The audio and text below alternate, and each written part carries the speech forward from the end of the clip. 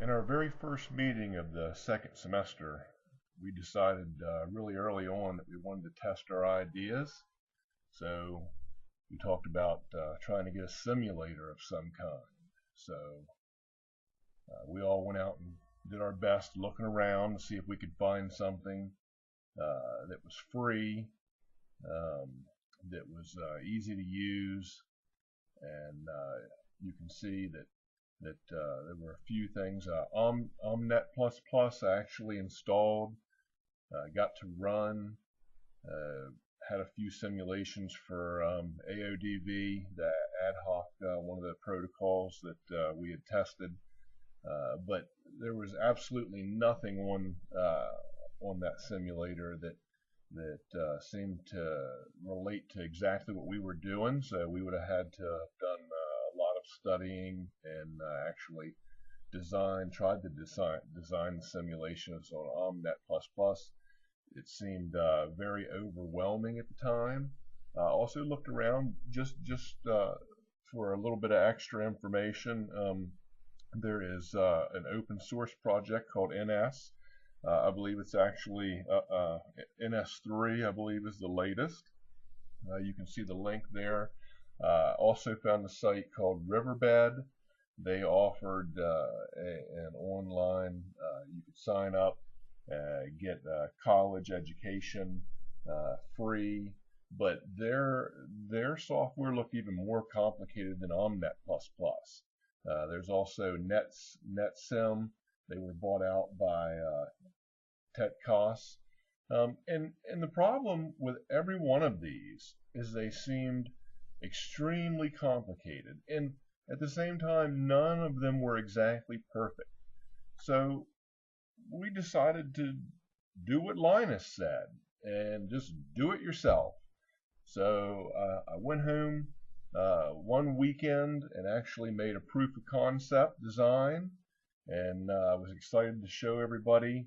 It was kind of a functioning simulator, but it only accounted for GPS, but it actually worked, and it showed that it could be done, and it seemed like the best way. So we decided to go forward with it and to continue the development. So that was a large part of what I have brought for the group to this project. So the source code's publicly available at GitHub.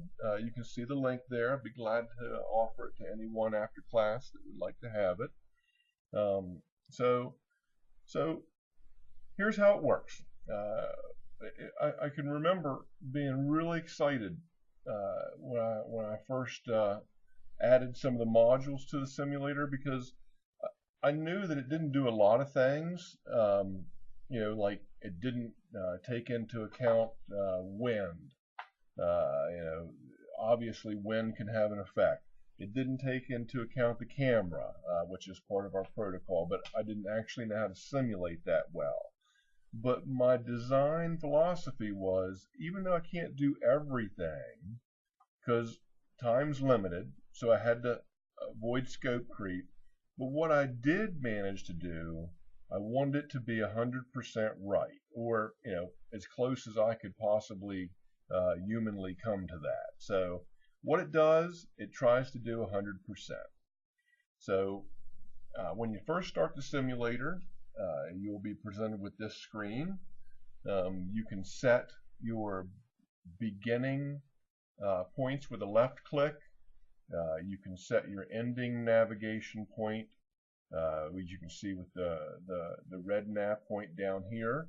Again, one of the things I would love to have done, but just did not have the time, was to build waypoints so that you could actually go from point A to B to C to D, and actually simulate a course. But that didn't happen. So here's what we have. It's basically 1 pixel on the screen equates to exactly 1 foot. And when I first built this, I didn't have the virtual window here, so it really wasn't very much of a simulation. So I figured out how to add to it a virtual where you could scroll to the left, scroll to the right, scroll up, scroll down. And what we actually have here is basically a simulated 1 mile distance in pixels, 5,280 feet, I believe. So if we look here, you can basically see that as the UAVs are going down, you're able to follow them and see how things are progressing all the way to within a mile. So I looked through our papers and decided that we were going to try to attempt to avoid a lot of the overhead. I know Dave just got done talking about IMUs, and we all saw that there were very many different factors that go into IMU accuracy. And what I basically tried to do was roll them all up into one. Dr. David said, use other people's results. So that's what I've done, and I'll show you where that's happened. Basically, each UAV has the possibility to implement different modules. The GPS module, of course, as Obi mentioned, that's the main go-to module. There's an IMU module and an RSSI module that goes with this also. Again, I couldn't figure out how to get the camera incorporated in, so that's what we have. Basically, let's switch down to slide number 3. That was starting the simulator, in case you didn't catch that slide change. So I am down to formation styles slide. The formations are available. If you click down right here, you'll see we have a single UAV, a double UAV, and just in a line, a triple UAV simulation in a line, 5 UAVs in a hub formation, and then I got crazy and I made a 55 UAV simulation just to really show off everything that's happening here. And in this simulation, any formation with 5 or more, which are the 2 that you see there, once GPS is lost, those formations have RSSI capabilities. So they will begin to use trilateration between units that still have their GPS and their last known coordinates to stay updated. So we'll run through this here in just a little bit. Basically, if you wanted to test out just the IMU without RSSI, you can do that by just going with single, double, or triple. And whenever those formations lose GPS, they will fall back to relying totally on the IMU accuracy. So let's switch sides. Simulation variables. The IMU accuracy, if you take all of the factors that David had discussed, I've kind of boiled it and distilled it down to an angle of random walk, and that's measured in degrees per hour, and I have that in use on the gyro and the accelerometer. So if we look over here, you can see that I have accuracies all the way down to 4.2 degrees per hour, which would be more of a military grade. An accelerometer, or excuse me, 180 would be more of a commercial grade, and 300 might be more of a consumer grade. The gyroscope seemed to be harder, more expensive, I should say, as they got better. Whereas the accelerometers, you could do a little bit better price wise with better accuracy. So what I did was I put kind of a combination in here. I put sort of a residential type, well, you know, a regular a gyro that a regular person could afford, and an accelerometer that accelerometers, I said, actually have capabilities that are more affordable. So I've got the accelerometer as more of a sort of a military grade, but I believe, even though I've given these the same numbers, I believe that this probably is an accurate representation of a combination of a gyro and accelerometer that you might pick up. And if you know, even if you don't have all the money, excuse me, if the U.S. military does, you could probably afford something that fits into this category. Another one of the variables you can set is the velocity. Again, this is set for 30, but you can take it up as high as you possibly want. Now, the each UAV is each second of the simulation is actually broken down into 1 millisecond calculations. So this is adjustable. It's not adjustable here, but in code, I've actually ran it up to as much as 10,000. I call them ticks, but we'll talk about that in a little bit. So basically, the measurements for the IMU are happening each and every millisecond, and the velocity factors into that. The packet round trip time, we talked about that in class.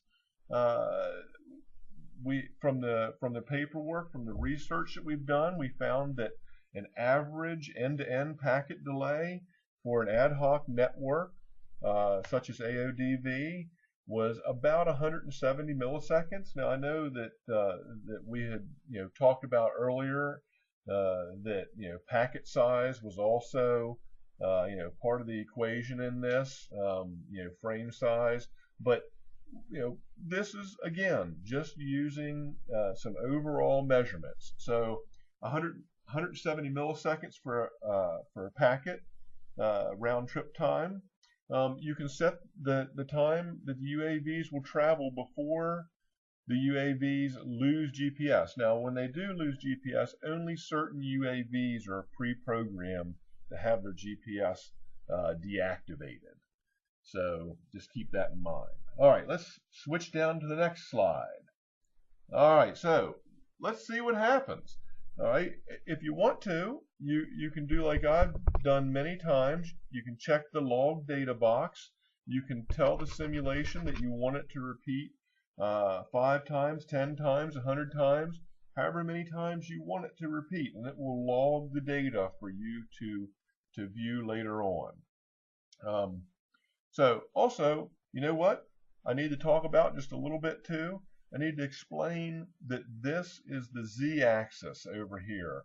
The blue bar as actually representing the third dimension, the z-axis for us.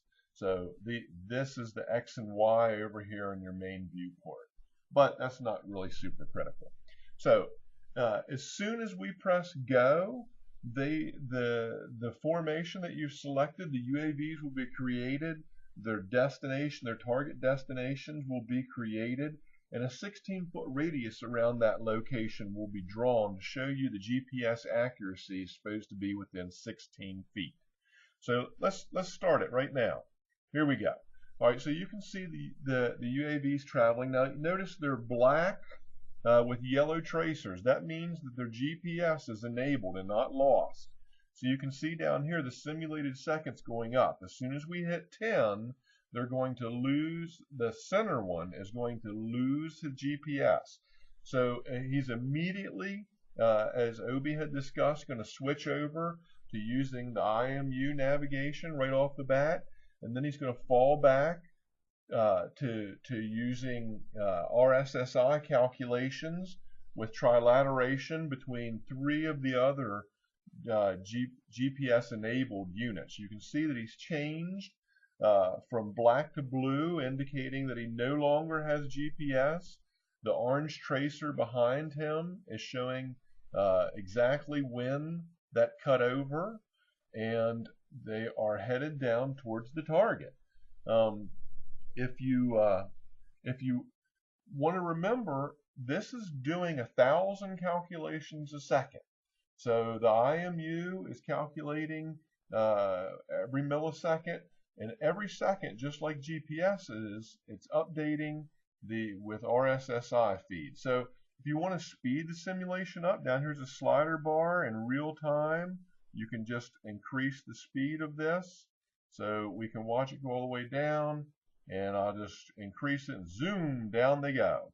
So we get all the way down to the bottom, and you can see what I've done is I've stopped the simulation within 16 feet of the target, because any closer than that is within the maximum of GPS's ability to actually locate the object. So that gives the best overall performance.